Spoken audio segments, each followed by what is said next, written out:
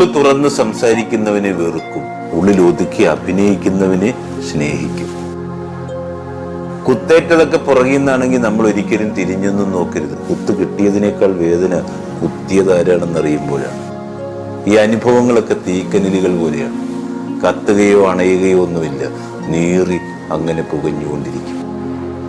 ജീവിതം എന്നൊക്കെ പറയുന്നത് എപ്പോഴും തിരക്കൊഴിയാത്തൊരു നിരത്ത് പോലെയാണെന്ന്. പുതിയ യാത്രക്കാർ വരുമ്പോൾ പഴയവരിങ്ങ് ഇറങ്ങിപ്പോകും. അളവറിയാതെയൊക്കെ സ്നേഹിച്ചാൽ അവഗണിക്കപ്പെടും. അധികം ഒരാളെ വിശ്വസിക്കാൻ പോയാലും ചൂഷണം വരുന്ന വഴിയറിയത്തില്ല. അറുതിയില്ലാതെ സഹായിച്ചാലും മുതലെടുക്കുന്നത് തന്നെ മിച്ചം. പിരിഞ്ഞു പോയവരോടും ഒറ്റപ്പെടുത്തി അകന്നു പോയവരോടും പരിഭവമോ പരാതിയോ ഒന്നും വേണ്ടെന്നേ. ജനിക്കുന്നതും വളരുന്നതും മരിക്കുന്നതും ഒക്കെ എപ്പോഴും നമ്മൾ ഒറ്റയ്ക്കല്ലേ. പിന്നെ ആരൊക്കെയോ അതിനിടയ്ക്ക് കൂടെ കൂടുന്നുവെന്ന് മാത്രം.